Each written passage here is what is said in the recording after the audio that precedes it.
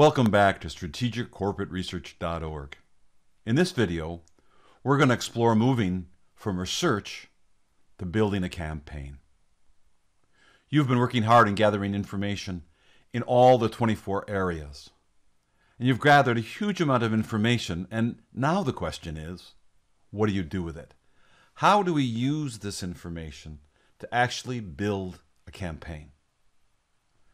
From our homepage, if you go to the top right and click on From Research to Campaigns, what you can see in this section is that we provide a whole variety of resources to help you walk through that process, from conducting research to organizing a campaign. The first thing you'll want to do is complete the research summary chart. This chart provides you the opportunity to summarize your findings at the 3 key levels. At the command and control level, you may have discovered a key stockholder, for example. Or at the operational level, you may have discovered a key supplier or a key customer. And at the outside stakeholder level, you may have discovered that the firm's environmental record may be quite problematic. The purpose of this chart really is to move things off the table, the areas where you are unable to find anything of significance, leaving the areas that you will work with in your campaign. Beyond just summarizing it, we want to create a strategic summary as well. And the best way to walk through this process is to start with what unions traditionally did in terms of bargaining campaigns. And you can see here the very simple strategy, that is working with direct decision makers, the boss, the manager, the CEO, and either bargaining with that individual or, in the case of a strike, picketing that individual. At the bottom of the page, it's also looking at the operation of the firm, where we might work to rule, we might work to keep the scabs out in the case of a strike, or we might boycott. But these are very traditional table-based bargaining campaigns. And in many ways, I like to think of these as 19th or early 20th century campaigns. In contrast, if we look at a comprehensive bargaining campaign, we see something very different. At the top of the page, instead of only dealing with direct decision makers, we use a much broader concept of decision makers in modern corporations in the 21st century. The decision maker for a firm could be a lender. It could be a board member. For example, we think of the Hilton Hotels as a family-owned corporation. And the Hilton family still has major influence in Hilton Hotels. But it's also controlled by the Blackstone private equity group. So we want to think broadly about who are the decision makers for modern corporations. At the bottom of the page, rather than looking at the entire firm, we want to look at its profit center and its growth plan. First, where does it generate profit? I think of General Electric as a company that makes light bulbs and aircraft engines. But if you actually conduct some corporate research, you'll discover that their profit center is their financial services arm. So it's really important to identify where a firm is making money. Secondly, what is its growth plan? Where is it growing? Where is it moving?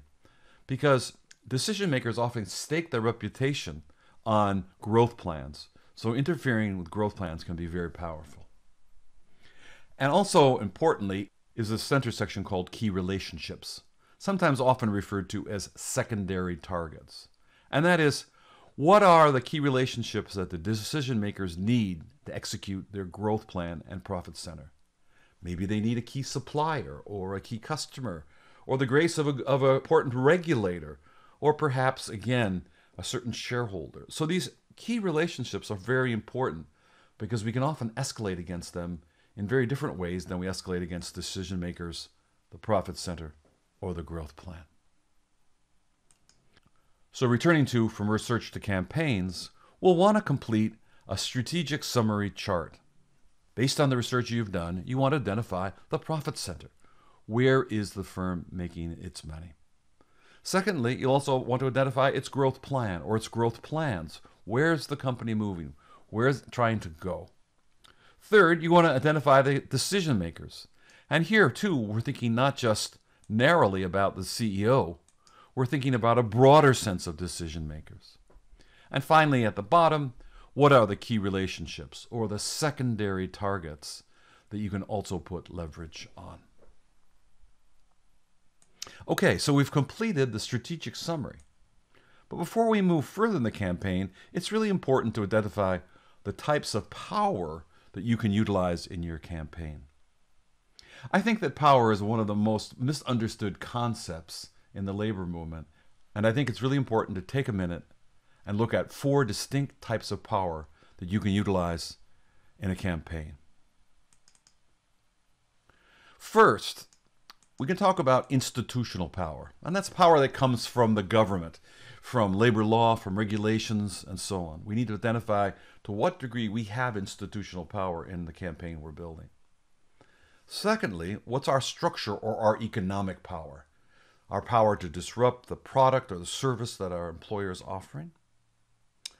Third is, what's our associational power? What's the power that comes from associating with others? So, for example, in recent teachers' campaigns, they have built large organizational power through bargaining for the common good, meaning bargaining not just for what's in their own self-interest, but what's in parents' and students' interests. So we'll want to identify our potential associational power. And then finally, at the bottom of the page, what's our symbolic power? And again, we saw a lot of that in the teachers' union campaigns, the symbols around which we can generate public support for. Now, it's interesting, people have thought differently about these uses of power. In traditional bargaining campaigns, people thought about these in one way. In terms of institutional power, it was really only using the laws about collective bargaining and maybe lobbying some politicians. In terms of structural power, it was the use of the strike or work to rule to restrict inventory. In terms of associational power, in traditional bargaining campaigns, unions reached out to locals of the same union or maybe the local labor council. And in terms of symbolic power, it was largely focused around embarrassment of local company officials. Now you'll notice I've added another type of power on this chart because in many traditional bargaining campaigns that were based on table skills, many unionists felt that the power and the skill of the union staff, their personal power, is what allowed them to win those agreements. If we contrast that with strategic bargaining campaigns, we see a very different use of power. In terms of institutional power, it starts not just with labor law, but also the use of employment and discrimination law. Secondly, it's based not only on lobbying politicians, but working with politicians on policy changes. And in terms of efforts to pass legislation at a number of different levels. And internationally, oftentimes unions become part of international framework agreements or transnational compliance effort.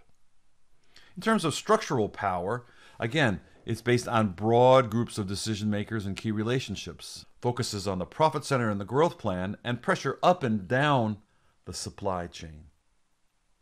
At the associational level, a strategic bargaining campaign will try to connect with other unions locally and globally, also connect with faith and community-based organizations, and also make coalitions with sometimes unlikely allies, such as shareholder activists. And at the bottom of the page, this is all about a social justice framing. A social justice framing, a large tent to include many coalition partners in your campaign, as well as global efforts for recognition and redistribution. Okay, now we have summarized our campaign. We've done a strategic analysis. We have identified our sources of power. And now it's up to us to put the campaign together. This chart summarizes what we've done to date. On the top left in red, we've done our strategic research and we've identified what's important in the command and control area, the operational level, and outside stakeholders. And we've used that research to identify strategic target areas, decision makers, key relationships, profit centers, and growth plans. We've also used that research to, at the bottom of the page in green, identify sources of power. What's our institutional power? What's our structural power? What's our associational power? And what's our symbolic power? Now we're ready to build the campaign.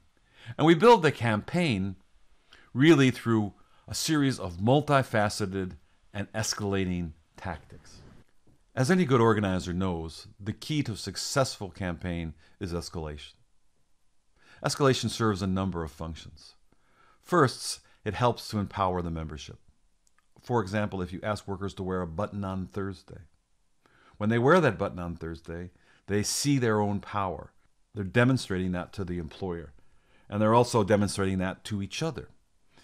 When we escalate that to the next level, workers are building on the earlier tactics. Also, escalation is a great assessment tool. So for example, if there's a big drop-off between wearing buttons and wearing t-shirts, then it might be time to step back and do some education and some organizing. So in building a strategic campaign, we have to escalate. We have to escalate against decision makers, key relationships, profit centers, and growth plans, starting simple and then escalating in those techniques. We also have to run multifaceted techniques, because it's not enough to run a campaign based on one kind of escalation. George Becker, who was the vice president of the Steelworkers during the Ravenswood campaign, said it this way. He said, "The last thing I want the company to think of before they went to bed at night, Monday, Tuesday, Wednesday, Thursday, Friday, Saturday, and Sunday, is all the problems and difficulties we caused them that day. And the first thing I wanted them to think of when they woke up is, ah, Christ, I have to go back and face them sons of bitches again." We had to get them thinking about the steelworkers constantly, every day. If we let an hour go by that our name didn't cross their minds for one reason or another, then we were failing.